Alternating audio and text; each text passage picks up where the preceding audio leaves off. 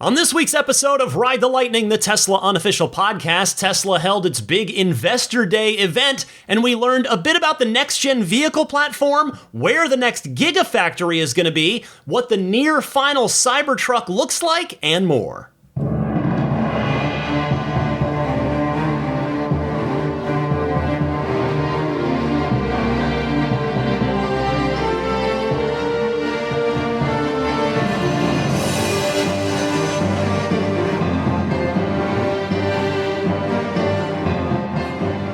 Greetings, friends. I'm Ryan McCaffrey. Welcome to your weekly Ride the Lightning. It's your Tesla unofficial podcast for March 5th, 2023. As usual, I am surrounded by dogs. Daisy on the couch, Zelina the future service dog right at my feet here, both laying down, chilling out, as I welcome and invite you to do for the next hour plus as I go through the Investor Day and more. There was actually some big news this week outside of Tesla's Investor Day, so we will get to that. In fact, I wanted to start with a quick little bite-sized piece of news here.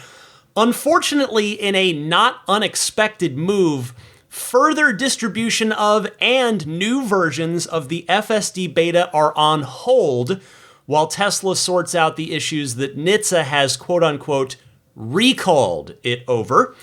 Quote from Tesla's blog, "Until the software version containing the fix is available, we have paused the rollout of FSD beta to all who have opted in but have not yet received a software version containing FSD beta." Now, I suppose technically that means Tesla's officially saying that if you've opted in and are trying to get it, you're not going to get it for now. It doesn't necessarily mean that version 11.3 is halted. However, no one has gotten it. Like, there was an initial tester group that got it, and ever since this recall happened from NHTSA, it's been on pause. So I think it is pretty safe to say that none of the rest of us are going to see 11.3 until these recall issues are sorted. So we'll just have to wait and see. That it's such a big version we're waiting for, but we're going to have to wait a little bit longer. In better news, in more little bite-size news up front here, congratulations to Tesla's Giga Berlin team, who have nearly completed ascending their production ramp after making 4,000 Model Ys last week. They are 80% of the way to their goal, almost now to volume production as Tesla defines it, which of course is 5,000 vehicles per week. Also, speaking of little milestones, Tesla built its 4 millionth car ever this week. It was a Model Y that was built at Giga Texas, and it's happening quickly. I mean, they're growing up so fast. You love to see it. So that has been another awesome milestone in the rapidly growing Tesla fleet, in the ongoing journey that is Tesla. All right, before I get to the Investor Day recap and analysis, as I mentioned just a moment ago, there was some other notable news this week that I think is significant enough that I'm going to start the podcast with it before I get to that Investor Day stuff. First of all, the Supercharger rollout to non-Teslas in North America has begun. Obviously, this has already been happening in Europe, but big deal here on Tesla's home turf, the United States. It has started. There are 8 stations to get it started with. That's the pilot program. And it's 8 of them in New York, 2 of them in California, and all have the patented Tesla Magic Dock CCS adapter that's built into the cable that can be easily removed if you're plugging in a Tesla with its, as we now know it, North American Charging Standard, or NACS plug. And if you're plugging in a non-Tesla, you just activate that Magic Dock, get that CCS adapter right on there, plug into your car, and go. And in fact, there have been lots of videos already on the internet of New York and California owners of quite a few non-Tesla vehicles, Rivians, F-150 Lightnings. I even saw pictures of an electric motorcycle plugging in to a Tesla Supercharger via the bike's CCS port. I would have to imagine that a Supercharger would refuel that electric motorcycle quite quickly. That might be like a 5 or 10 minute job, and then you're on your way again. That's pretty cool. So The good news is, from all of these videos and all of these write-ups and impressions that people are having, everyone seems to be having a pretty smooth and painless experience with it so far. So that is just great to hear. Also, I want to say thank you to Ride the Lightning listener Michael Hansen for sending me screen grabs with some details from the app about this, namely that access to the Tesla Superchargers in a non-Tesla costs either $13 a month for a discounted rate, or there is a pay-as-you-go plan for, as Michael wisely notes, presumably a higher per kilowatt hour price. So it'll be very interesting to hear on future earnings calls how much of a revenue driver this ends up being for Tesla. Obviously, it'll start small and get bigger over time. I mean, presumably, any money generated from the superchargers will simply be used to fund more superchargers, rather than just going into Tesla's already large cash reserve, particularly since more and more EVs, both Tesla and non-Tesla, are going to just continue to hit the roads every week, every month, every year. This thing is going to continue snowballing. All right, the other big news of the week, and for reasons you will understand momentarily, this was certainly not covered at the Investor Day. Reuters with another big scoop on an update program happening with one of the Tesla vehicles. This time, it's the Model Y, reportedly getting a revamp. Again, Reuters saying that Tesla is readying a production revamp of its top-selling Model Y, according to 3 people with knowledge of the plan. As Reuters writes, the changes to the Model Y, the project is codenamed Juniper, Project Juniper, involve the exterior and interior of the electric vehicle with a target of starting production in 2024, according to 2 of the people who asked not to be identified because the planning remains private. And as I will just note, obviously, they would get fired instantaneously. Quote, with the Model Y not only being Tesla's top seller, but also the top selling EV in the world, it's important to keep it fresh, said Auto Pacific president and chief analyst Ed Kim, adding that he had been tracking Project Juniper. He continues, quote, as the global EV sales leader, Model Y has a target on its back. As with Project Highland, Project Juniper should deepen Tesla's already massive production cost advantages over the competition, end quote. And as Reuters continues, Tesla has asked suppliers for quotes for exterior and interior components that will be used in the Project Juniper version of the Model Y, 2 of the people with knowledge of the plan said. The projected start date of production is October of 2024, according to one of the people. It was not immediately clear how sweeping the revamp would be or what specific changes or improvements Tesla was looking to deliver with the new Model Y. So thank you, Reuters, and a tip of the cap again, breaking the news on Project Highland and now also Project Juniper. So to me, this is a bit more of a surprise than Project Highland, only because from a manufacturing perspective, the Y already has a plan laid out, a plan that is being implemented on the standard range off-menu vehicle in Giga Texas, building the car with the single-piece front and rear Giga castings, the structural battery pack, and the 4680 battery cells. But this must mean that Highland is going to leapfrog the Y in ways that are important to Tesla. Now, those ways might not necessarily matter or even necessarily be obvious to customers. Like it might not be a range thing, a performance thing. It could just be reducing part complexity and things like that. So in other words, again, I would not necessarily expect a 400-mile range Model Y to be a part of this. I think we're just going to see the evolution, the gradual increase of range over the course of time as costs go down, as 4680 cell yields go up. But I don't think we're going to see a drastic overnight change, even in these Juniper build Model Ys when they hit later next year. But you've got to love that, and this is a running theme that you're going to hear on this podcast from all the Investor Day stuff. Tesla isn't standing still. Of course, they never have. That's never been a thing they've done.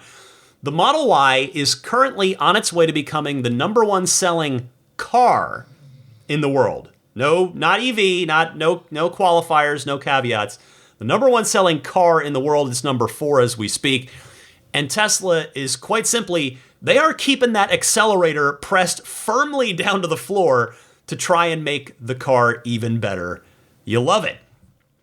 You can also love this. The Mexico government says the Giga Mexico deal is done. Reuters reported the day before Investor Day. No rumors or sources here. This is a straight direct report from the Mexican government. Reuters writes, Tesla will build a new assembly plant in northern Mexico, which it's going to be, as we learned it at Investor Day, in Monterrey, Mexico, which, as Tesla insider Sawyer Merritt noted on Twitter, is about a 6.5-hour drive from Giga, Texas, so not too far. So this was announced by the country's president this past week, the day before Investor Day, marking a push by the electric vehicle maker to broaden operations outside the U.S. in a deal an official said was worth over $5 billion.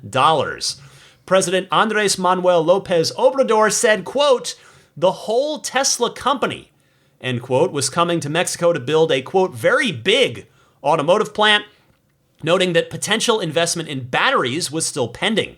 He did not reveal what models it would produce. Hold the thought on that. We'll get to that. But the quote from the president is this: "This will represent a considerable investment and many, many jobs," Lopez Obrador told reporters, saying Chief Executive Elon Musk had been receptive to Mexico's concerns and made commitments on how to address the shortage of water in that region. That would in part involve Tesla recycling water used in the assembly process, the president said. Martha Delgado, a Mexican deputy foreign minister, told Milenio Television the investment was worth, quote, again, in excess of $5 billion, and that Tesla would produce about 1 million vehicles a year there for domestic and international markets. And by domestic, they are referring to Mexico as domestic, not the United States. Separately, a Mexican source with knowledge of the matter said the initial investment will be worth around $1 billion, and further phases could bring total spending on the project to $10 billion. Thank you, Reuters, for the report there. And on that note, here's Elon Musk talking about it at the Investor Day. Well, let's see. So this is probably the most significant announcement of the day is that we're excited to announce that we're going to be building a Gigafactory in Mexico.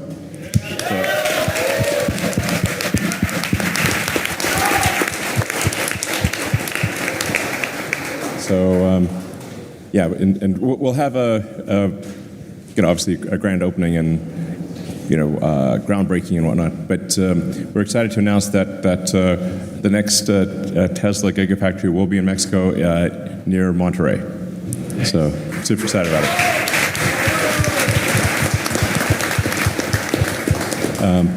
Now I do want to emphasize we will continue to expand production at all of our existing factories, so including California, Nevada,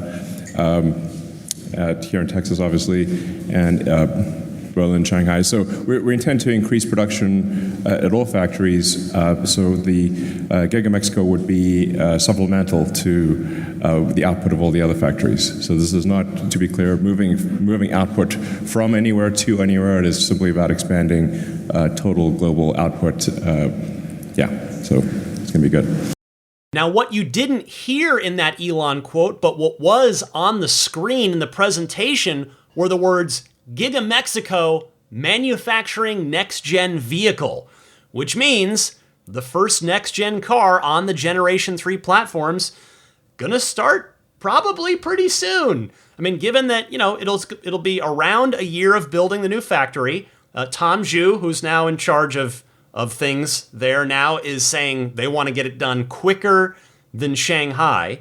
So Gen 3 platform is going to ship before the Roadster does. Now, given that they're talking more about the Gen 3 vehicles than they are about the Roadster in the past 5 years, it's not exactly a surprise. But in fact, there's some evidence of this now. A hat tip goes to Matthew Donegan Ryan, who says he is an event tech advisor, entrepreneur, and ex-CEO. Attended the event. There's pictures that he posted on his Twitter account with him and Tom Zhu, and he said a few things. That he recapped what he talked to Tom Zhu about. Again, the Gen 3 platform will be built in Mexico first, then they will copy and paste production to other gigafactories. Also, the first Gen 3 vehicle, to my point a moment ago, will roll off the production line in 18 to 24 months, so hot on the heels of the Cybertruck. Matthew then tweeted, I asked if the Gen 3 will be painted or stainless steel. He smirked and said, quote, paint is expensive. So that would make a prediction of mine come true. You've heard me say I thought that the way that Tesla's been talking about ease of manufacturing and reducing costs, well, how do you speed up manufacturing and reduce costs? You get rid of the paint shop, as they're doing with the Cybertruck. So it would not surprise me at all if we do, in fact, get Cybercar. You remember my interview with Franz from a month and a half ago, and he didn't give a direct answer to that, but just said, yeah, we've looked at it for other things. So perhaps Franz playing coy there. Matthew continuing the recap of his conversation with Tom Zhu, saying that Tom told him Giga Mexico will be built at the same time as another Gigafactory. We don't know where yet. Whether that's going to be Giga Canada, we shall see. And then also, all Gigafactory architecture, design, and construction is done in-house. Before finally concluding with, Shanghai ramped faster than Austin and Berlin because Shanghai copied Fremont's production, and the Austin and Berlin teams had to figure out the structural pack. So just some interesting little nuggets there. Thank you very much to Matthew. I'm not sure, he's not a follower of mine, so he may not be hearing this, but that's okay. I thank him nevertheless for that man-on-the-ground information straight from an executive at Tesla. Well, that quote from Elon there was a taste of the event, of the Investor Day event. That clip was, in fact, from the Q&A at the end, 3.5 hours later, because this thing was real long. So the announcement was how they started the Q&A, the Giga Mexico announcement. They didn't talk about it for the entire 3 hours, and then they took a little intermission, little break, came back, and before Elon opened up the Q&A, that Giga Mexico announcement was how he opened it. So I've got some other clips for you. I want to caveat this by again saying, I look at my job here and what I'm trying to do to serve you, the listener, with any of these big Tesla events is to, again, give you the highlights, the recap, the analysis in less time.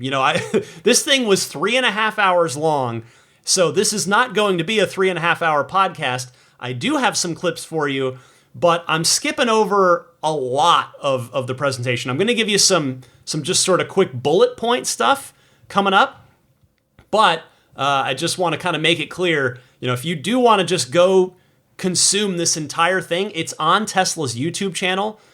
Buckle up. You might have to do it in a few sittings. It's very technical, very detailed, and they sort of had people from every discipline, basically. And those presentations were each, 5, 10, 15 minutes apiece. And sort of to that effect, this really felt to me like the bigger and better sequel to Battery Day from back in 2020, which I did have the privilege of attending. So I'm going to get to that recap, but there's something that all of you want to hear about before I do. And that is, as you heard me tease at the very, very top of the show, what the Cybertruck is going to look like. Its final form. So there was a beta build of the Cybertruck there. And yes, I know there have been sightings of them recently. I've been talking about them. But this one that was roped off, you couldn't get within 6 feet of it, but there are plenty of pictures and videos of it. They had the passenger side opened up, so the doors were open. You could see in the interior. And they had the bed open. You could see into the bed. This thing was all dressed up. It had all the finishing touches on it. that the ones that have been running around in the wild have not. So it's really, this thing's got to be 95% of what the final truck's going to look like, if not 99%. But man, I have to say that all cleaned up with all of those finishing touches, I thought it looked incredible. I've gone back and looked at pictures on my phone of the prototype from when I was there the night of the reveal, and I now think that again, basically final version, I think it actually looks better than the prototype now, because it's just got the little finishing details. Yes, the giant wiper, as people have taken to calling it in the Tesla community, the Giga Wiper, which I think is a perfectly reasonable name. And that wiper, it docks in the vertical position for aerodynamic reasons, because the rake, the slope straight down from the windshield down onto the front hood, it's all flat. There's no sort of place to hide the windshield wiper on there. So the windshield wiper is in the 12 o'clock position on the A-pillar, running up the A-pillar. So you're not going to see it when you're sitting in the driver's seat, but it's up there. But you've got that as a finishing touch. You've got those cool, triangular shaped side view mirrors that I told you about a couple of shows ago. The Aero wheel covers were on this beta, which to me, it really finishes the truck to me versus just the metal spoke wheels underneath. So to me, those wheels, the Aero covers made a huge difference. Also, so I'm going to just dive into the nitty gritty here, because I know so many of you are Cybertruck reservation holders and are eager to hear this stuff. There is a single camera on the front center of the bumper. So will every new Tesla have that as part of hardware 4, or is that just going to be a Cybertruck thing, perhaps for off-roading use as you're, going over rocks, and that could just be a Cybertruck thing. We'll have to wait and see, although hopefully we'll find out the answer to that soon. Another note, the truck had a pretty traditional looking center console. So if you were hoping for that 6-seat Cybertruck that was talked about at the unveiling, might be bad news there, because in the prototype, it was a sort of fold-down center console that was going to allow for a sixth passenger to kind of sit in the middle there. And it would seem like that is not going to make it to production. Or if it is, it's going to be an option. If I were to place a wager on it, I would wager on it not being there at all, because we know the Tesla likes to simplify as much as possible, especially early in production when they're trying to get through that ramp. So it may just be a 5-seat vehicle rather than a 6-seater. Now, personally, that wouldn't bother me, but I certainly can understand how a lot of reservation holders out there would be disappointed by going from a 6-seater on this to a 5. Now, the other big notable item to discuss was the steering wheel. Yes, it has a wheel, not a yoke, which the prototype had. You will recall, again, the Franz interview from just a month and a half ago on this podcast. Franz was a bit vague when I asked him about that directly in my interview, whether or not the final production Cybertruck was going to use a yoke. But however, seeing what they are going with, it is somewhat hilariously, I have to add, it is a square steering wheel, similar to what you might see on the new Corvette, right? Like, there are sports cars, supercars that have the kind of square wheel, and that's what's on the Cybertruck. So it is essentially a cyberfied steering wheel. Nothing in this truck has curves, not even the steering wheel. I will say, though, I like the look of it. You can certainly find pictures and a little video on it. People, just zooming in on it on video on the internet. And on that note, if you're curious, there are no stalks on there. So like the new S, that means we will have buttons for turn signals on the Cybertruck. There's also no second screen, which you may remember I talked about. That had appeared on one of the earlier alpha builds that was running around Giga Texas, and so it seemed like, oh, okay, are they going to go ahead and go to production with a second screen, an instrument cluster screen in front of the driver? It would appear that no, it will in fact be just like the prototype, single 17-inch center screen, nothing immediately in front of the driver, similar to the 3 and the Y. So perhaps that is of interest to you as well. I will say I was disappointed in one thing, and this is totally a vain, like you guys know, with my DeLorean history, stainless steel vehicle, I've got that emotional connection, and that's the big part of the draw to me for the Cybertruck. The bed of the Cybertruck was lined with a black, presumably plastic, lining, floor lining, a bed liner. Now, I 100% get why they will ship it this way, because you would scratch the stainless to high heaven pretty quickly if you were actually loading stuff in and out of the bed. You know, stuff like lumber or whatever. You know, if you're using it as a truck, you would scratch that stainless pretty easily. Now, you could take those scratches out, but you'd be scratching it up pretty good. So, but I say that while admitting, purely emotionally speaking for me, the naked stainless steel in the bed of the vault on the prototype looked super cool on the prototype. In fact, you can see video of that from the test ride, my test ride, on my YouTube page. It's one of the few actual videos that I have on my YouTube page, because I was sitting in the second row in the middle, and at one point in the test ride, I turned the camera around, and you can see just this stainless steel bed in the truck, and it looks so cool. The production version will not have that for very logical and understandable reasons. Now, maybe you can remove it so that you could have that pure stainless look if you want to. And personally speaking, I probably won't use the bed of my Cybertruck a whole lot, at least not with rugged jobs that would scratch it up, like loading lumber or something back there. So if it's removable and there's that beautiful stainless underneath, I might do it. You can also see in the pictures the Cybertruck graffiti font on the door sill plates.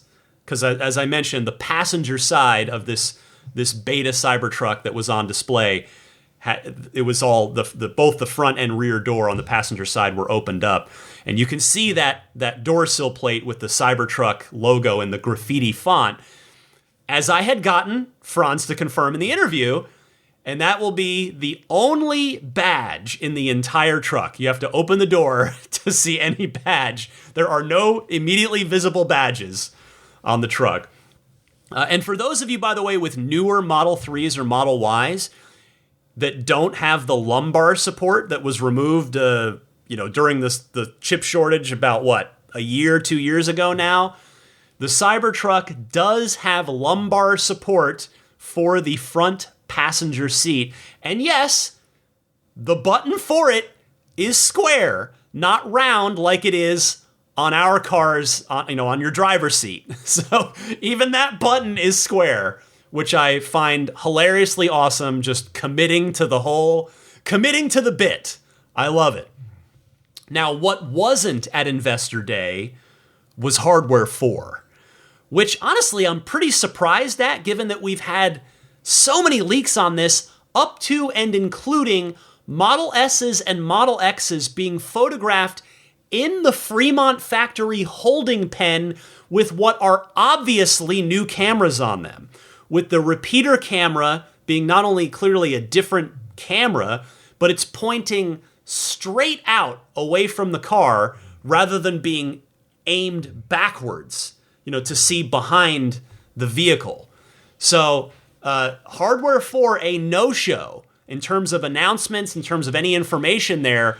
But Green the Only, our white hat hacker friend in the Tesla community that told us about Hardware 4 with that computer leak that he got his hands on a week or two back, he mentioned that he was able to see that there are Hardware 4 equipped S's and X's in inventory right now. In other words, that you can purchase. So we're going to hear any day now. I almost expect to be talking about this on next week's podcast, that they're out there, that presumably people have taken delivery of them. Maybe we'll have some firsthand information and accounts from customers that do take delivery. So keep your eye on that. But there was no mention, there was no announcement of Hardware 4 shipping now at the Investor Day. Because that, remember, from last week, that was one of my predictions for Investor Day. And as I need to hold myself accountable. Let's review my predictions from last week real quick before we continue with the recap and analysis of Investor Day. So I predicted there'd be a Cybertruck production line tour. That did not seem to happen. I predicted there would be Cybertruck test rides in those beta builds to show off to investors. That did not happen, unless your name was Franz von Holzhausen, because he posted a picture of himself next to it outside after the event with the caption that he was taking it out for a drive. So Franz is allowed. He got to take a test drive. Nobody else did. Now, I also predicted there'd be a tour of the Model Y production line. That did happen for attendees, so that was cool. The Generation 3 platform, I said it'll be mentioned in the presentation, but I don't think we'll get anything like a vehicle name or what it looks like. That happened. And on that note, real quick, there were some negative headlines from just the business journalism community saying, oh, the Investor Day was a disappointment because they didn't show or name the Generation 3 car. They never said they were going to. They were clear that they were going to talk about how to scale. The entire point was the Master Plan Part 3 and scaling. This was not a product reveal event. We will get that. So I don't really get anybody that was disappointed by the fact that the Generation 3 vehicles were not named or shown. I don't get it. Anyway, to finish off how I did on the predictions, I said there would be a possible mention of the Project Highland Model 3 revamp, but the odds are probably less than 50% due to Osborne effect, and that definitely did not happen. So yeah, I mean, like that didn't exactly take a lot of guts to predict that one. And then I thought this was the most slam dunk announcement that Hardware 4 cars are in production right now. And as you just heard, no, we did not get that. So anyway, with that all said and done, let's get to the recap of the event. As I said, it's a 3.5-hour event. A lot of it was quite technical. I'm not going to play you a ton of clips. If you want to take that deep dive yourself, it's available on the Tesla YouTube channel. I'm going to do my best to just give you the highlights here, just the real takeaway stuff. And I will start with the overall plan. So Drew Baglino, the head of all things batteries at Tesla, talked in the very beginning about a 5-point plan that Tesla has to transition Earth, not just America, not just the entire planet, to a sustainably powered future. This is that 5-point plan. So this is the plan, and now we'll get into a little bit more of the details of the plan. Basically, 5 areas of work. First, renewably power the existing grid. Second, switch to electric vehicles. Third, switch homes, businesses, and industry heating to heat pumps. Fourth, high-temp heat delivery and storage for high-temp industrial and chemical processes, and a little bit of green hydrogen in there for chemical processes that need hydrogen. And finally, sustainably fuel planes and boats. These are the 5 areas, and we're going to go into detail on all of them. Yeah, I mean, my personal opinion is that as we improve the energy density of batteries, you'll see all transportation go fully electric, with the exception of rockets. That's awkward. But you can make the fuel with CO2 and water. So you can make methane with CO2 and water. So, And you can do that with just electricity. So. Yes, exactly. So, in fact, on Mars, if we hopefully get there at some point, the atmosphere is CO2, and there's water ice throughout Mars. So you can take the CO2 and H2O and turn that into CH4, which is methane, and oxygen. So ultimately, even rockets can be electrified. So again, my intention is to skip over a lot of these like 10-minute mini presentations within the larger presentation. But this 5-point plan is what everything that followed in the presentation supported. In fact, I'm going to play you one of the mini presentations within the whole thing, and it's Franz's portion. And no, I'm not doing that just because he's a friend of the podcast. Just take a listen to this. It's a long clip, and we'll talk after. So I joined Tesla in 2008 to vertically integrate design into the company. It didn't exist before. It was a pretty small team. It was tasked with designing the most beautiful, innovative, and well-engineered vehicles on the planet. No small task in 2008. There was not a lot going on in the EV sector then. Since then, we focused on constant improvement in cost, efficiency, innovation, things that you'll continue to hear about today, while continuing to design the most desirable cars. Today, we produce cars differently than we did 10 years ago. But the end result is always an exciting, futuristic, and desirable set of vehicles. Back then, we only had a handful of designers and engineers like myself, but we had a great vision to radically change transportation. So back in 2008, where we were designing Model S, we didn't have a factory. In fact, we had a really small engineering team and a tiny design team. But that allowed design to lead all the conversations. It let us innovate forward-thinking ideas, like how do you fit 7 people into a sedan? Or how do you make door handles disappear into the doors? Or putting a huge touchscreen into the center of the vehicle, something that had never been done before. And then we won Motor Trend Car of the Year. Yes, and we won Motor Trend Car of the Year in 2013. Our first, great award, first car. Pretty good start. Kind of a home run, I think. But that whole process resulted in a linear process that you see on the screen. We designed first, then we engineered, and then we figured out how to manufacture it. Yeah, I think that's really important. When we were designing the car together, we didn't even know where we were going to build it. And so we came up with... I didn't even know Lars when we were designing. That's true. So once we got Fremont, we were very fortunate, and we figured out the manufacturing solution sort of like we were flying a plane and putting the wings and building the engine at the same time. So we knew we had to do better. Yeah, we knew we had to be better in order to scale. And as part of the master plan that you've read, Model 3 needed to be a smaller, more efficient, and more affordable version of Model S. But it had to be equally great. It had to have all the things that people loved in their Model S or Model X, but be much more affordable. And so we approached the process a little bit differently than the first time around. Now we had teams that we all worked together, so we were able to combine design, engineering, and manufacturing process all at the same time. But somewhere along the way, we changed the manufacturing process to be fully automated. And so we leaned into this whole new way of manufacturing a car, but we had already engineered it. So things didn't quite go as well as planned. It was an amazing product, but it landed us in production hell. Many of us who lived through that carry those battle scars. It was a great idea, but it wasn't the right timing. Like Franz said, automating something that we designed to be built manually is super hard. And we have many, many failed examples of that at the Fremont factory that we ripped out.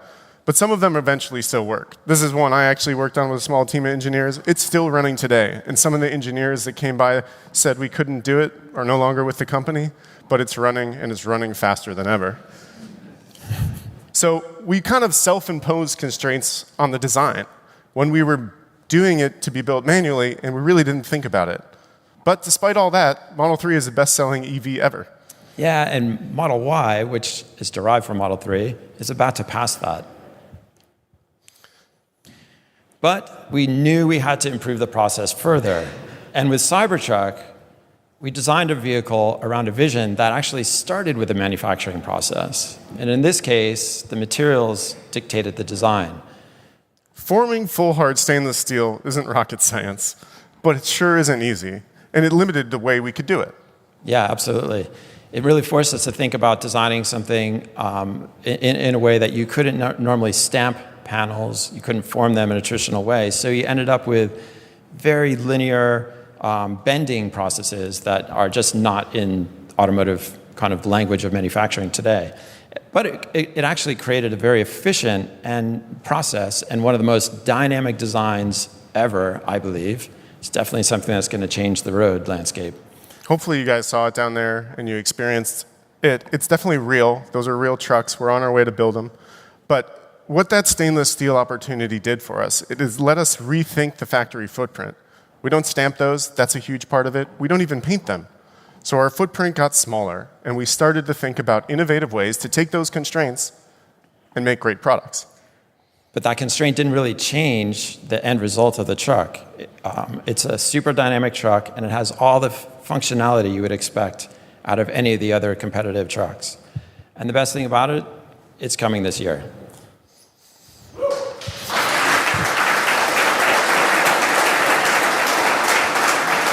So ideally, after all that, we would design, engineer, manufacture, and plan for automation happening together. It gives us the opportunity to question requirements.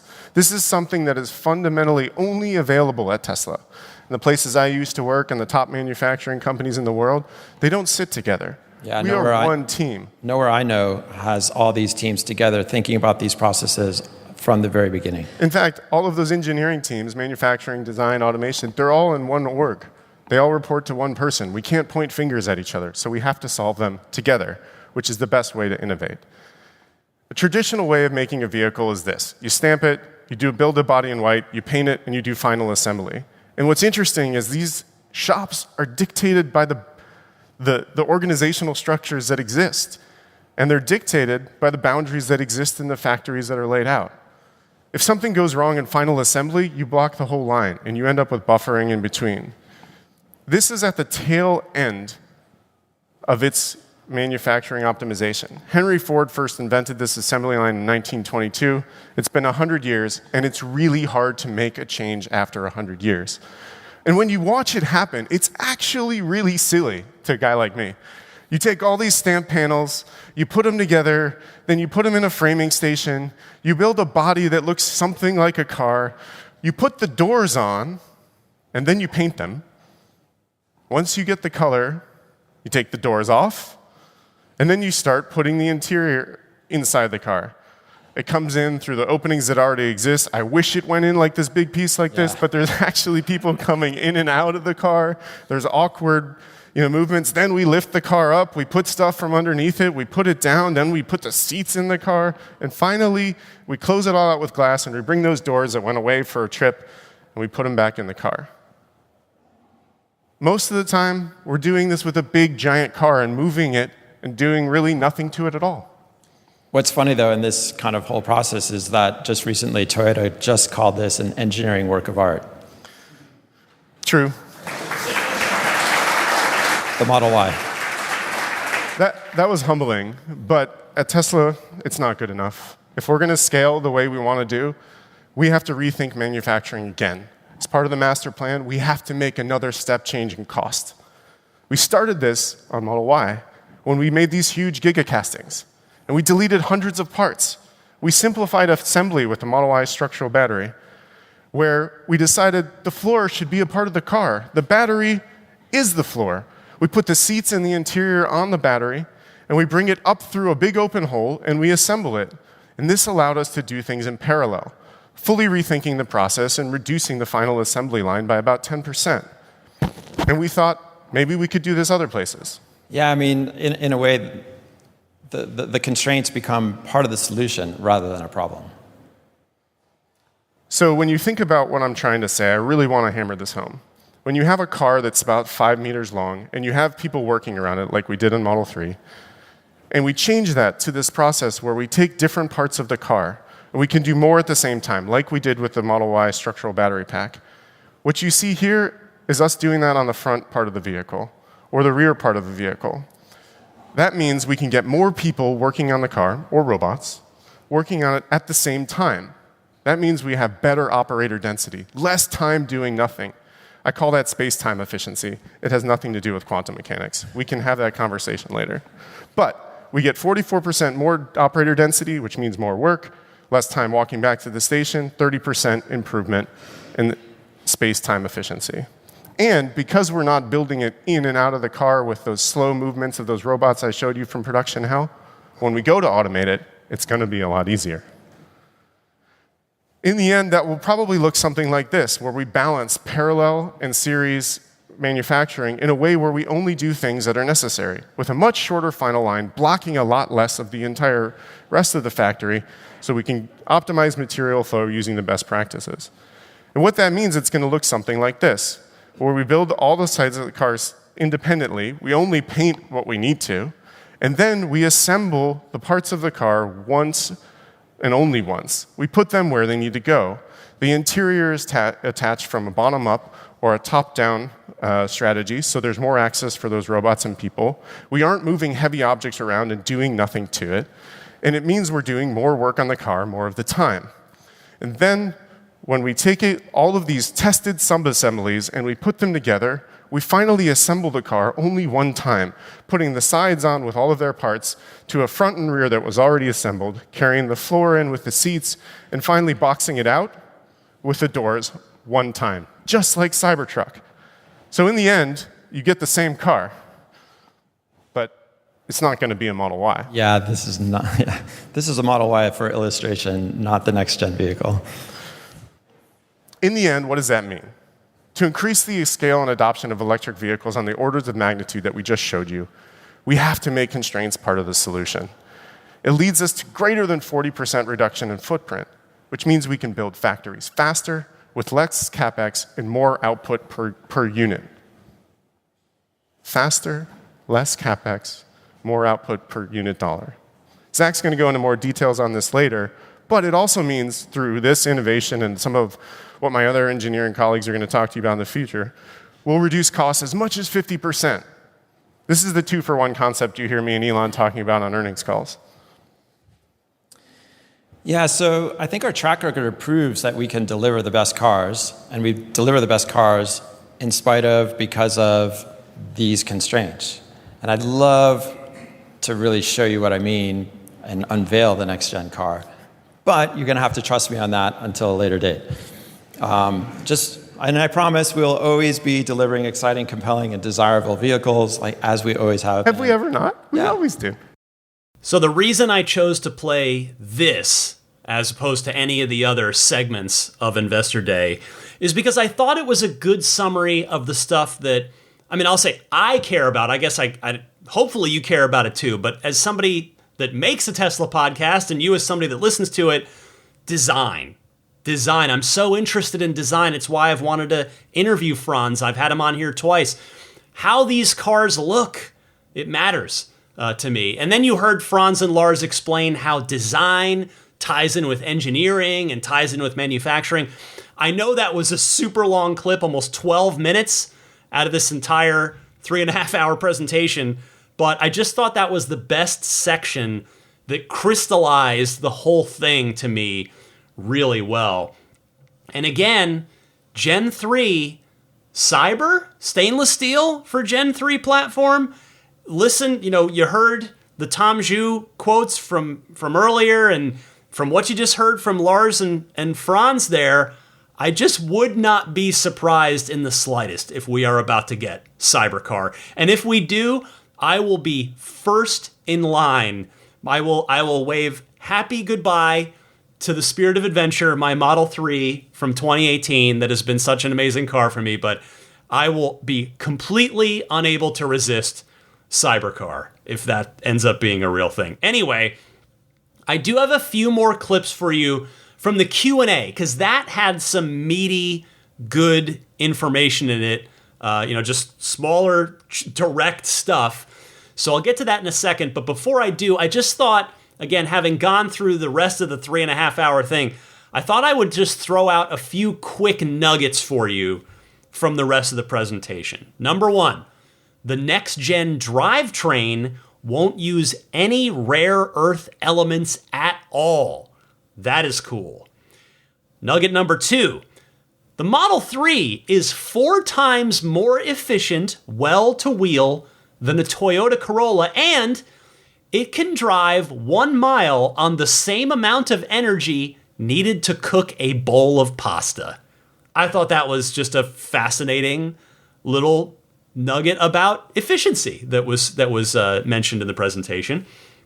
Speaking of the Model 3, item number 3 here, the cost of building the Model 3 has been reduced 30% since my car was built in 2018. That is impressive. Next up, V4 superchargers have already started to be under construction in Europe, which is interesting because I thought we were told that the Cybertruck, which won't be coming to Europe, would be the first passenger vehicle. Of course, I'm leaving out the semi. It's got its own V4. It's got its own, the Megacharger. But the Cybertruck will not be coming to Europe to utilize them. So I thought that was kind of interesting, but Tesla pressing forward there. 2 more little quick things. 1, Tesla Electric. Yes, as a utility provider, Tesla Electric is rolling out in Texas. And if you sign up for Tesla Electric, and I am absolutely talking to my Texas listeners right now, listen to this. You can choose a plan that bills you $30 per month for unlimited overnight charging. Now, this is due to the amount of wind power generated in Texas at night. Tesla want you to use that renewable power. That's insane. $1 a day for unlimited overnight charging. You really can't beat that. That is impressive. I mean, so you could drive 300 miles a day and it'd cost you effectively $1 for that entire 300-mile run. That is wild. And then the last little quick hit before I get to some clips from the Q&A. Tesla is now up to 129,000 employees. 60% of those are in the US. Now, presumably that percentage of US employees will dip a bit as Tesla goes more and more global with, for instance, Giga Mexico and other ventures that we don't even know about yet, whether it's Giga Canada and whatever the one that Tom Zhu said is going to be built in parallel with Giga Mexico. Now, one of my New Year's predictions back on the January 1st episode was that Giga Mexico and Giga Canada would be announced very quickly within each other, within 2 weeks of each other. So I'm on the clock now with this prediction. We will see if we get another, whether it's Giga Canada or somewhere else, we will see if we get another Gigafactory announcement here anytime in the next couple of weeks. Okay, let's get to some highlights from the Q&A. Here is Elon as well as Lars speaking about the different Model Y variants from a manufacturing perspective. I'm not talking about standard range dual motor, long range dual motor and performance. I'm talking about the different versions that are built from a manufacturing perspective. Well, I'll talk a little bit about that, but broadly speaking, the most profound architectural changes will be in future vehicles. Retooling a factory means bringing the factory down for an extended period of time. And that would prefer not to do that, I think. But there are variants in how Model Y is produced. So we've got variants where there's rear casting, where there's a front and rear casting, and we have the structural battery pack.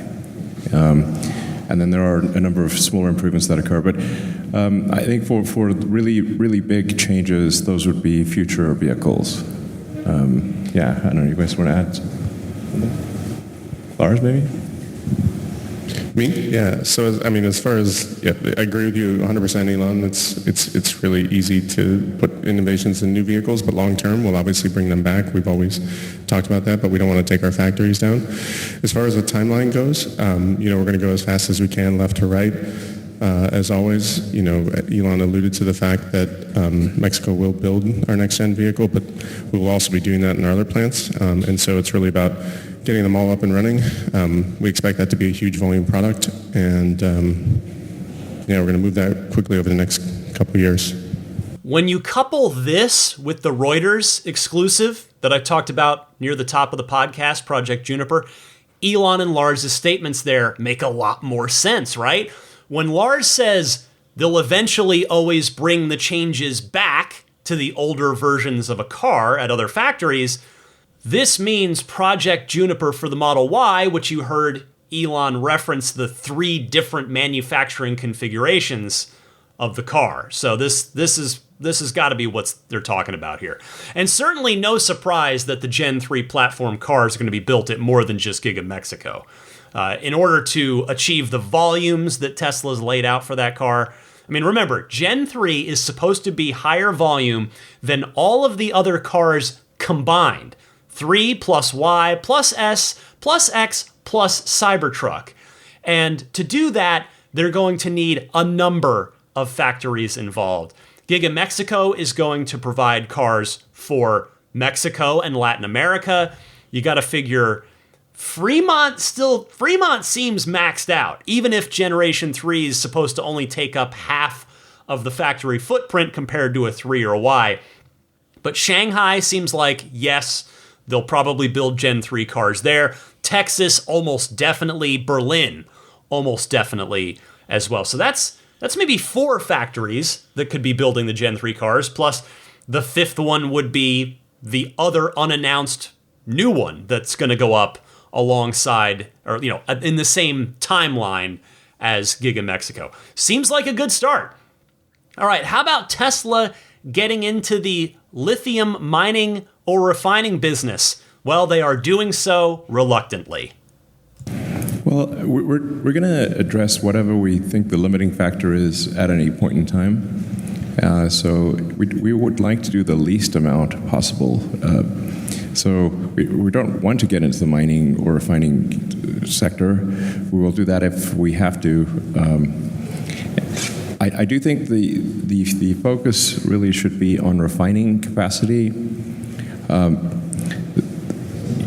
need to make just a very giant amount of anode cathode lithium hydroxide, lithium carbonate. It's really the refining capacity that is the biggest choke point. So that's why we're building a lithium refinery in Corpus Christi. In terms of the mining companies that are out there and looking at that part of the value chain, so we do have large suppliers of lithium right now, and they are aware of how we're approaching the Corpus refinery and the technologies we're trying there. And the reason we're making them aware of it is because we think they're fundamentally more scalable. And as we prove them out, we plan to share that with them. Because as Elon says, it's not really like we want to do these things. We're doing them because it's not happening fast enough. So if we can prove that it can be done faster, the intention is to transfer that knowledge to our current suppliers. And the same is actually true. It was actually a clay process that we're playing with and we continue to work on. Same is true on that. So we've worked with our suppliers as well on trials and we're sharing knowledge there. And the intention is just to help the whole world do this better. And ultimately this here is getting the lithium out, or whatever it is, out of the ore. And we're obviously building a cathode processing facility just adjacent to this building. So a little further down the road, you'll see another large construction. That's for cathode refining. But like I said, we'd really prefer if others did that. We're doing it because we have to, not because we want to. Yeah, and in that case, there just isn't really any large-scale cathode production in the United States, and it needed to be done. And again, if we're going to do it, we're going to try to do it from a first principles perspective. So we have tried a bunch of new things there. We're confident that they will work. And as they prove out, again, we want to bring them back to our suppliers so that they can build new facilities more quickly with less investment. Well, you heard Elon and Drew there basically saying that they feel like they have to do it in order to grow as fast as they are trying to grow. Call it, if you will, reluctant vertical integration in this case. But hey, if they can learn from it and make themselves better, and if they really do pass along any wisdom gained to their existing suppliers, that's a win for everybody. Next clip. How many Tesla models will the company make? How many different cars? Plus, there's another topic covered in here that will be of interest to many of you. It is bi-directional charging. On bi-directional, it wasn't like a conscious decision to not do it. It just wasn't a priority at the time, I think is maybe the way to think about it. As we continue to improve the power electronics in our vehicle, we've found ways to bring bi-directionality while actually reducing cost of power electronics in the vehicle. And as at all things Tesla, the goal is usually to get more for less. And so we are in the middle of kind of like a power electronics retool, I would say, that will bring that functionality to all of our vehicles over the next 2 years, let's say. But I guess that's how I'll say there. Yeah, I don't think very many people are going to use bidirectional charging unless you have a Powerwall, because if you unplug your car, your house goes dark, and this is extremely inconvenient. Yeah, most of the value, it comes in charging the car at the right time. It's not really about sending energy the other way. Yeah, I mean, if you have a Powerwall that can take the house load, then you can use your car as a supplementary energy source to the Powerwall, and then you're not going to drive everyone crazy by unplugging your car and having the house go off. So I think there's some value there as a supplemental energy source down the road, where if you have a Powerwall, you've not diminished the convenience of the people in the house. And the question of number of models? Sorry, the what? Oh, how many models? Oh, vehicle models. Not that many. Really, 10? I don't know. Not that many. What's happened with conventional cars is people have run out of things to do. So if you run out of things to do, they just end up reshuffling the deck, and you have pretty much the same. I mean, how many variants of car are there on the road? There's like hundreds. But are they good variants? No, mostly not. They're just variants for the sake of variants. But look at how have things converged with the phone? I mean, there used to be hundreds of flip phones. Now what do we have? It'll be like that. Well, there's a lot to unpack here in this clip from Drew and Elon. To me, this might have been one of the most quote-unquote newsworthy chunks of the entire event. So, first of all, in my humble opinion, this almost definitely confirms vehicle-to-home, vehicle-to-grid charging, bidirectional charging for the Cybertruck. Because you heard Drew say that they're working on rolling that functionality out to everything. Now, we have to probably presume for now that he means everything new, not a retrofit, not a software update for the entire existing fleet over the next couple of years. Given the extremely utilitarian nature of the Cybertruck, plus what Franz said about this topic in my recent interview with him, I hate to keep bringing it up, but there was some good kind of callbacks to that.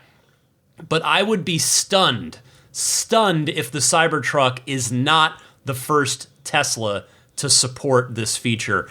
And I know that's going to make a lot of you, my wife included, very happy. She is very excited about that possibility, that feature. And did any of you also get the sense that Elon wasn't too happy about supporting bidirectional charging? I mean, maybe I'm writing my own narrative here, but it sure sounded like he didn't want to do it because, as you heard, he doesn't think it's going to get used much, and maybe he just thinks it's not worth the time spent to create the feature, the engineering time spent on it. And if this narrative that I'm writing in my head right now is at all accurate, Seemingly, he got overruled by what must have been a pretty large swath of the engineering team to overwrite the boss like that. Now, if that's the case, I'll just say thank you, engineering team, and anybody else responsible for going to bat for customers on this.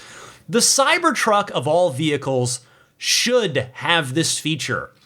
And it's a bonus that Tesla's solution is going to allow every Tesla built in the future to take advantage of it as well. Second, Elon's comment on the total number of models, he guesses 10. So we've got 3 SUVs, the full-size Model X, the mid-size crossover Model Y, and the compact SUV in the Gen 3. We've got 3 sedans, again, the full-size S, the mid-size 3, and the compact sedan and Generation 3 car. We've got the Cybertruck. Theoretically, we've still got the Roadster. So what are the other 2 going to be? A van, presumably? What could that last one be? Maybe a smaller truck? One that could work in more places around the world, since the Cybertruck is physically too large for many countries?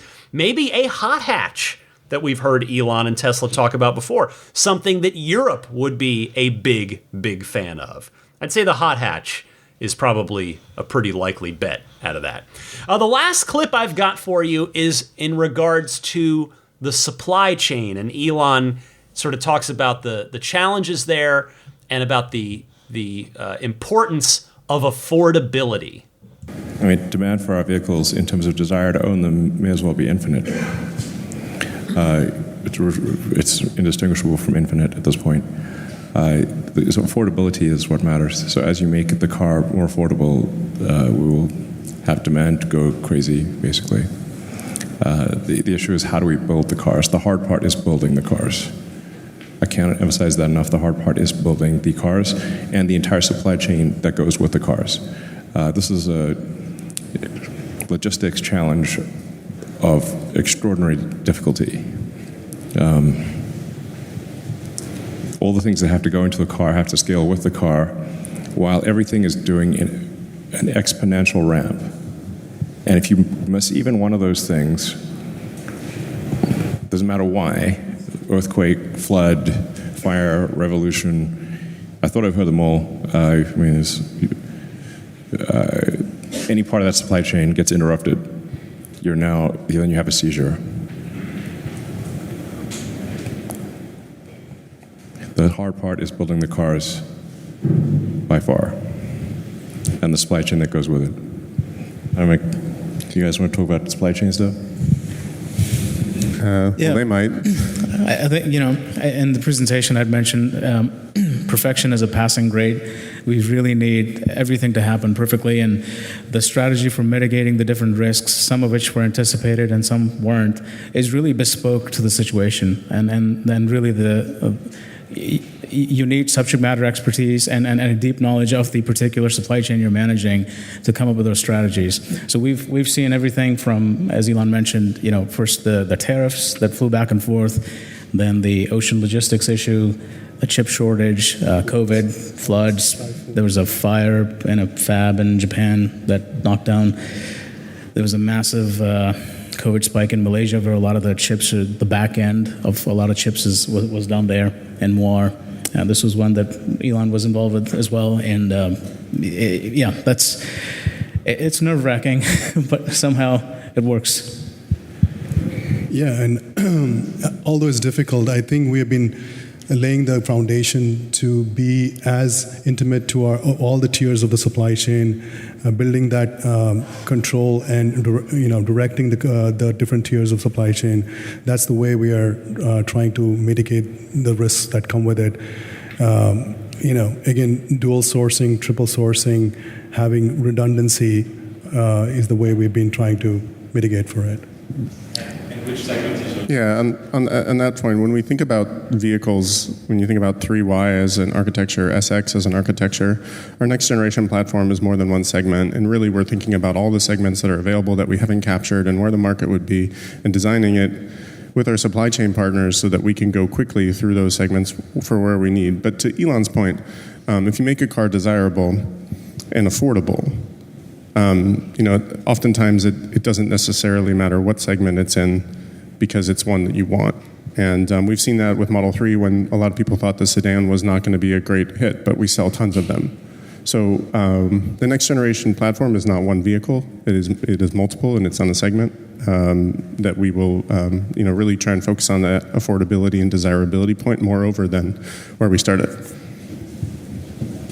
Yeah, I mean, there's I think, it's an old saying, battles are won with tactics, wars are won with logistics. The logistics challenges here are enormous.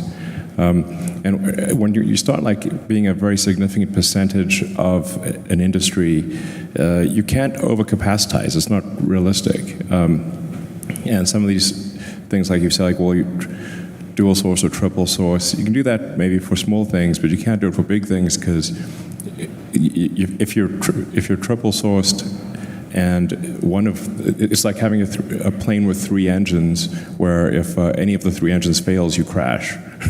It's so and you have to either overcapacitize, which drives your CapEx up, and it has idle suppliers somewhere and big warehouses, or you design to some overage that's reasonable. And then you have expedite costs because inevitably something goes wrong somewhere and you got to fly things around. So it's really just the rate of progress is the rate at which we are able to scale 10,000 logistics problems. The most significant of those is the cell production. And so we actually deliberately try to overdo cell production or cell supply to have that exceed what is needed in vehicles. Because if it goes below what's needed in vehicles, then the factories stall. But then what do you do with all these extra cells? It's so the much easier thing to scale up and down is Powerwall and Megapack output stationary storage. So we can then overcapacitize in cells and packs and scale production of stationary storage, which is much easier to scale than vehicle production. So that's strategically, I think, a good thing. The CapEx for Megapack is tiny compared to CapEx for vehicles. Also Megapack demand is quasi-infinite. It basically, as long as we are competitive with utilities, we can sell as many quasi-infinite demand for that, really, or many terawatt hours, and we got a long way to go to get to many terawatt hours per year. I know that was another long clip, but I thought it was really informative as to how Tesla has to think about everything, right? From the biggest thing down to the smallest thing, in order to try and scale up to the levels that it's aiming to at the speed it's aiming to. Also, we did hear confirmation of what we pretty well already knew for sure, and that's that the Generation 3 platform is more than one vehicle. It's going to be at least a compact sedan and a compact SUV, and again, maybe that hot hatch that I mentioned a moment ago as well. Well, that's everything I've got for you to sum up the Investor Day event. It was a lot. I've done my best to condense it and to just get it way down for you and give you the best of it. And I hope you enjoyed it. By the way, I made this week's Patreon poll about Investor Day. And actually, on that note, I do want to apologize to my Patreon backers. This week was so crazy. I was not expecting a 3.5-hour event here. I was busy with some work stuff. I just did not have the opportunity to get a lightning round bonus mini episode done. So I do apologize for that. And I will, of course, get back to that next week. But the Patreon poll this week, and the poll is open to everyone. You can vote on that at patreon.com/Tesla Podcast. That's my Patreon page where you can go to support the show if you so choose. And I'm going to thank a couple of new backers. They're coming up at the end of the show. But the poll question was a simple one this week. What was your favorite thing from Investor Day? I gave 4 choices plus a something else with an encouragement to leave a comment below. 37% of the votes said Finally hearing Master Plan Part 3 was your favorite thing. Second place, 25% of the vote was seeing the near final Cybertruck. 17% said the Giga Mexico announcement, including that it will build the Generation 3 platform. 8% saying learning how many models that Tesla's planning to make. You just heard that, about 10 models, according to Elon. And then 13% said something else. There was a lot of great commentary down here. I'll just read a couple of them. Mike saying the continuous improvements made an efficiency, ecology, and overall attitude of always improving. Joe Edgel saying, hate to be negative, but was actually a bit underwhelmed. Badger Tails impressed by the 48-volt architecture, as was John. Marty Carrera saying the quote-unquote problem Tesla has is that they're so far ahead of the curve from conventional thinking, many perceive a lack of rolling out shiny new objects as underwhelming. Everyone complaining about how underwhelming all of this is will forget this day when they are amazed at how they are achieving ridiculous gross margins when literally all other manufacturers are either losing money or barely making margin on EVs. And this is not even addressing all of the other elements like FSD, Tesla bot energy, etc. And that got a few likes from his fellow patrons. So some good stuff. Great comments, and as always from all of you there on the weekly Patreon poll. All right. The stock, by the way, if you're just kind of curious, I mean, it was Investor Day.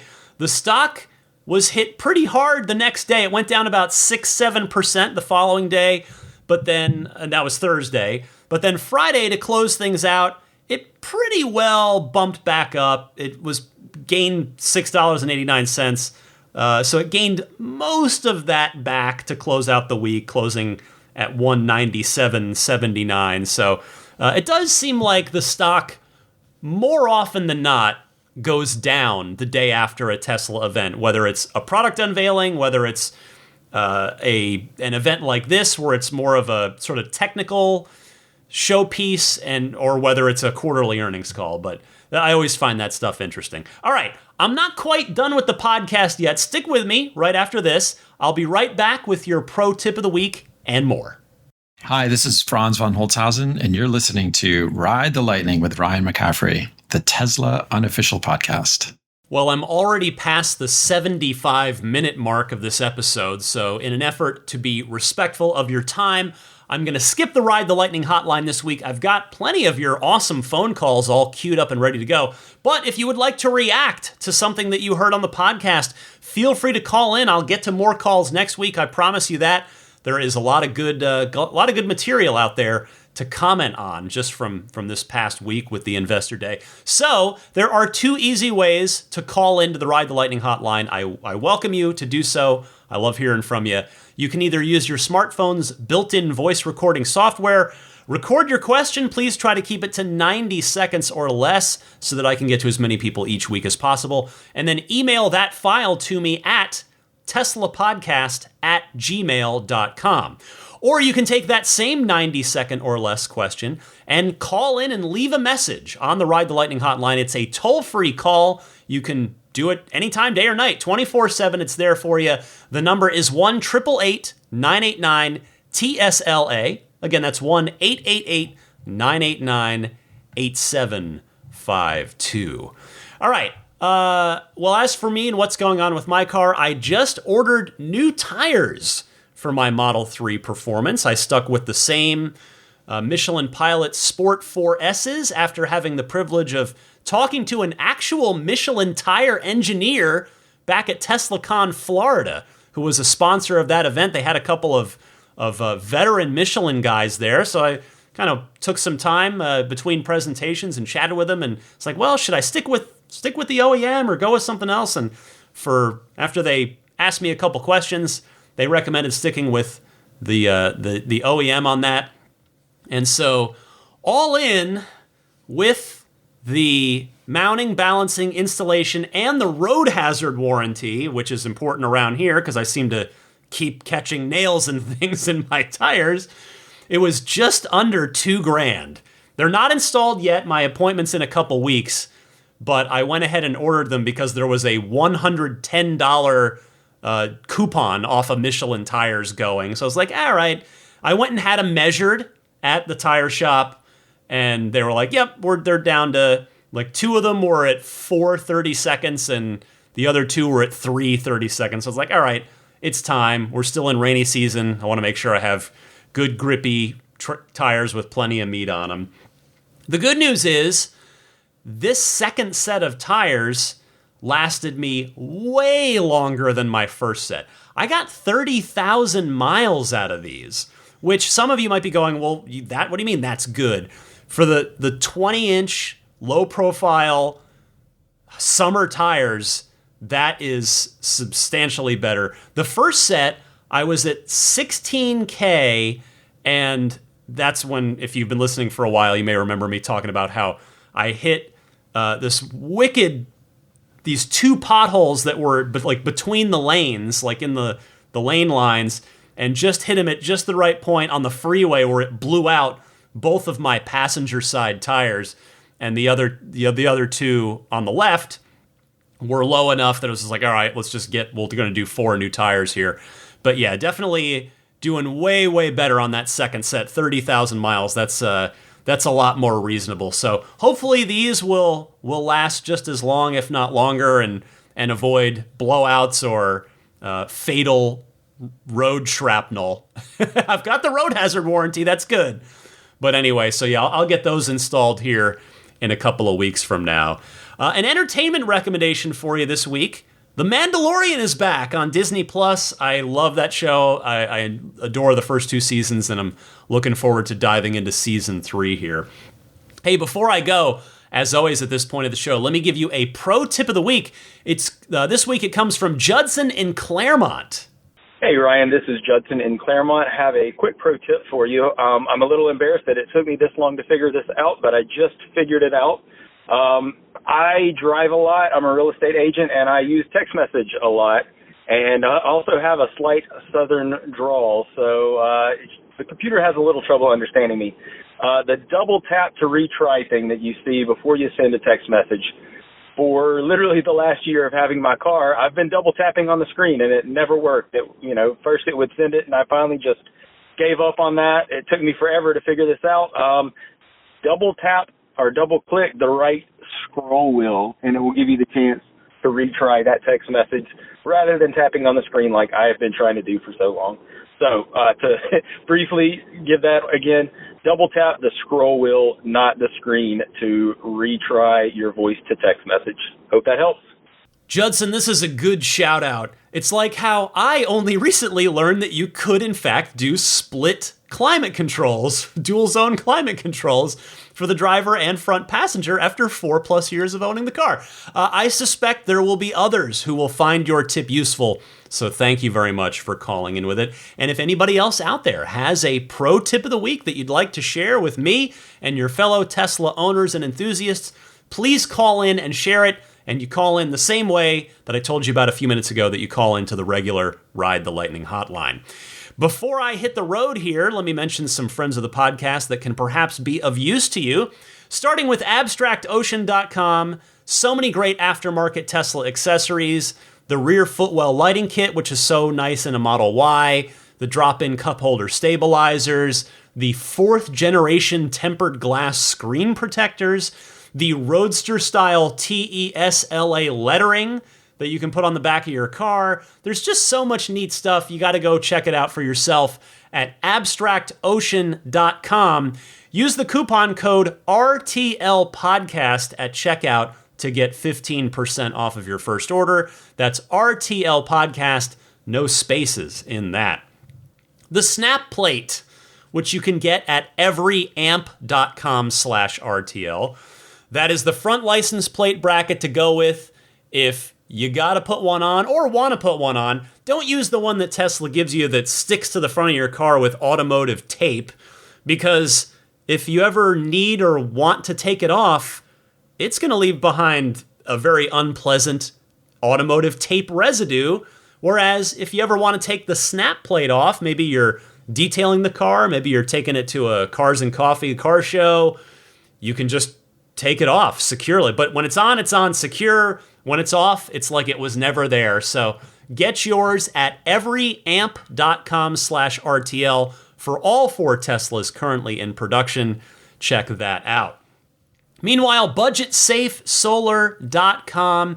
If you have the slightest interest in installing solar on your home or business property, do not wait. Jump in. I mean, sure, you're probably going to give Tesla Solar a look, as I did, but if like with me, it doesn't work out for you with Tesla, budgetsafesolar.com will take good care of you because, if the longer you wait, then you might end up with a situation where your neighborhood may have reached its circuit capacity and not be able to handle another customer supplying that aged infrastructure until repairs are completed who knows how long from now. So don't get shut out because you thought that roof of yours had another year left in it. Visit them now at budgetsafesolar.com. If you do proceed with a solar installation for your home or business, please use the referral code RTL. Treat your car right to a spa day. It deserves it, and so do you. If you're in the greater San Francisco Bay Area or going to be here with the car that you care about, whether it's your Tesla and or something else in your garage, go to Immaculate Reflections, and I promise you, you will leave happy. Your car will never look better. When you pick it up, you'll be like, is that my car? That was what I did. The paint correction, which I had done, just cleans up the finish in a really incredible way. So if you want to do that, you can do that. If you want to do paint protection film on the front of the car or all of the car or most of the car, go for it. Maybe you want to do ceramic coating, which is just, next generation wax. It's just it's a next gen version of waxing the car, with the difference being it lasts 3 to 5 years, if not longer. I've got that on my car as well. So if any of those are of interest to you, if a combination of them, all of them, Immaculate Reflections can help you out. Go to irdetailing.com to check out the website and to get in touch with Jeff, the owner and master detailer at Immaculate Reflections. And when you do reach out to schedule work with him, mention that you're a Ride the Lightning listener, and he will offer you a nice little discount, which he's very kind to do for the Ride the Lightning audience. So thank you to Jeff. PureTesla.com/RTL, your one-stop shop for your dash cam and Sentry Mode setups, your micro SD-based dash cam and Sentry Mode setups. Micro SD is just going to last longer. It's going to be more reliable than USB flash memory. I definitely recommend it. The $49 128 gigabyte kit will last quite a darn while, longer than the USB flash memory that Tesla gives you with your car. And it ships free anywhere in the US. So $49 free shipping anywhere in the US. Go to puretesla.com/RTL to grab that. They also have a 256 gigabyte kit for $69. They also have nice slimline, like low profile wireless game controller kits as well if you do a lot of gaming in your Tesla. So don't miss it. puretesla.com/RTL if any of that can be of use to you.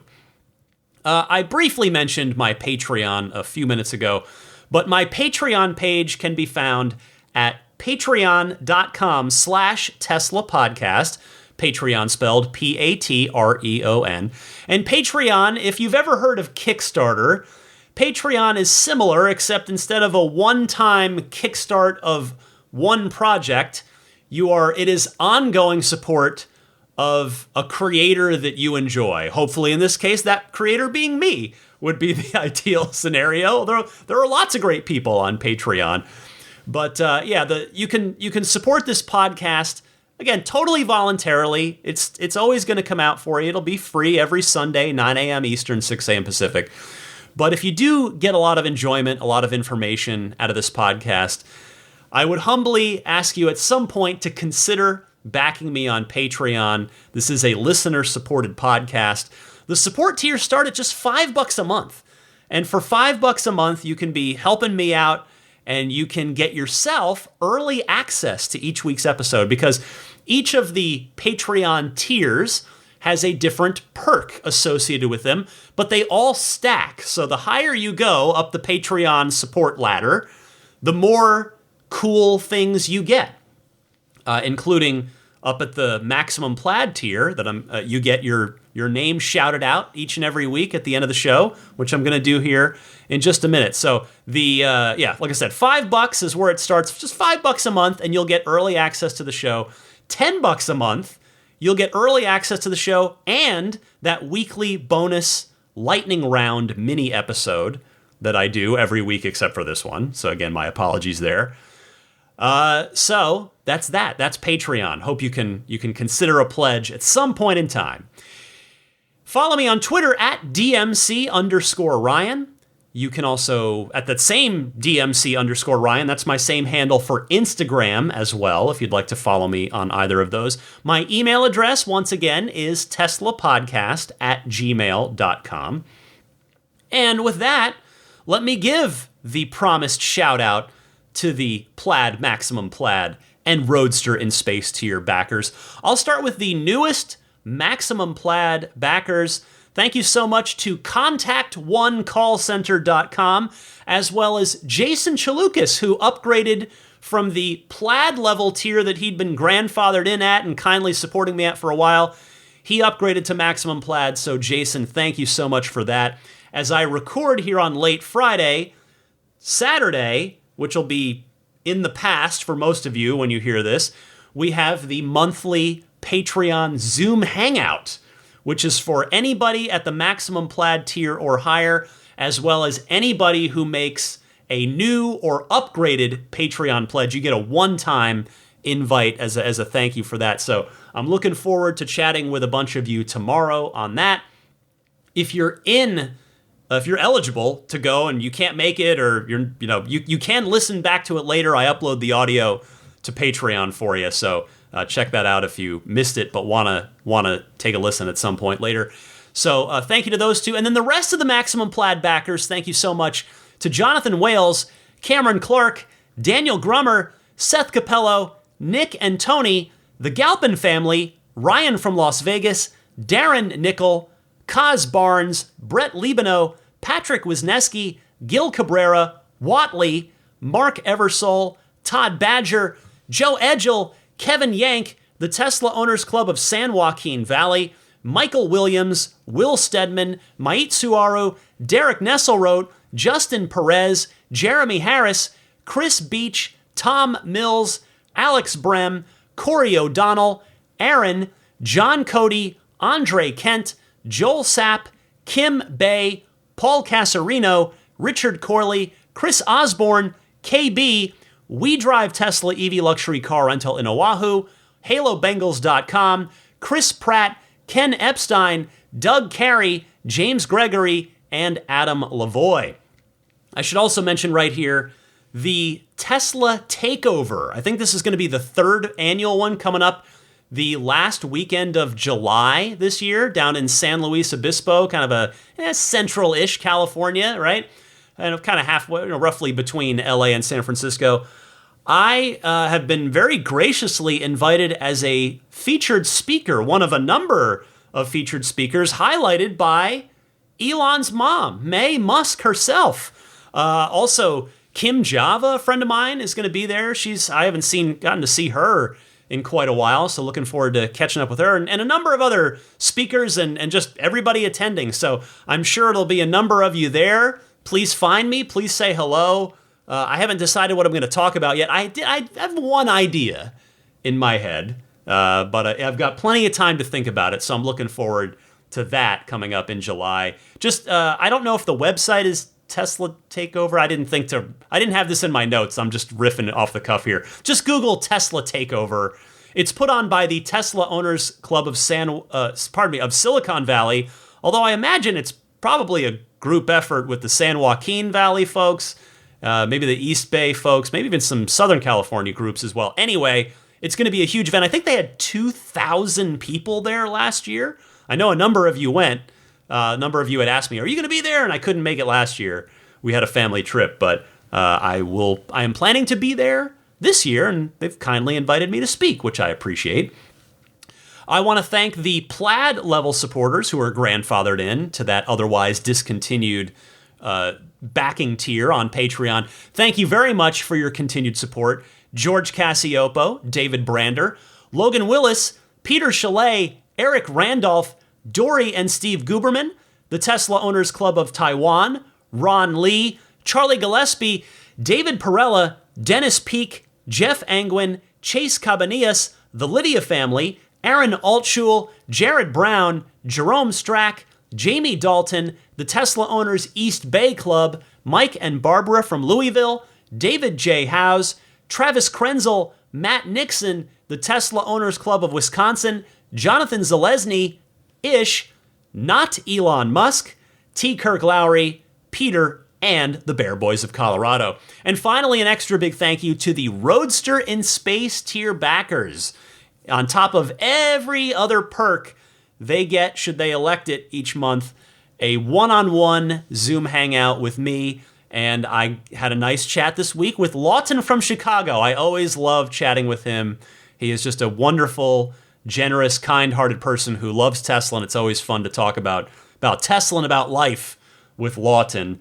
So thank you, Lawton from Chicago, along with Pete White, Lyle Austin, Steve Radspinner, Fernando Cordero, Sean Neidig, Neil Weaver, Jackson Wallace, Rolf and Jennifer Evers, Howard Anthony Smith, Victoria Iacovetto, Tesla Hitchhiker 42, and Kara Weston. And that will bring me to the end of a pretty long episode here, episode 396. Not a surprise, after it ended up being such a long Investor Day event. I boiled it down for you as best I could, wanting to try and be respectful of your time while still giving you complete coverage of the event. You know, these episodes, they are a little stressful to put together because Tesla tends to do these things on Wednesdays, which, granted, it could be worse. It could be Thursday or Friday, and I record on Friday nights, but it is kind of a sprint. Normally, I work on the podcast all week. I just work on it, for however long it takes each night to stay caught up with everything and listen to all the phone calls, take all my notes on all the, happenings in the Tesla world. And with the event weeks, usually I'm kind of stuck twiddling my thumbs a little bit on Monday, Tuesday, and then on Wednesday, it's like, all right, time to sprint. We got to go. And hopefully you enjoyed this episode. I feel like it turned out okay. I mean, I worry that it's like 3.5 hour event that I didn't give you enough, I don't know. Hopefully you enjoyed it. But in any case, I want to say thank you to all of you who were kind enough to spend an hour and a half plus of your week here listening to this podcast. In this case, this was a long episode. Thank you so much to all of you. Happy electric motoring. And I'll see you back here next week, same time as always, Sunday, 9 a.m. Eastern, 6 a.m. Pacific.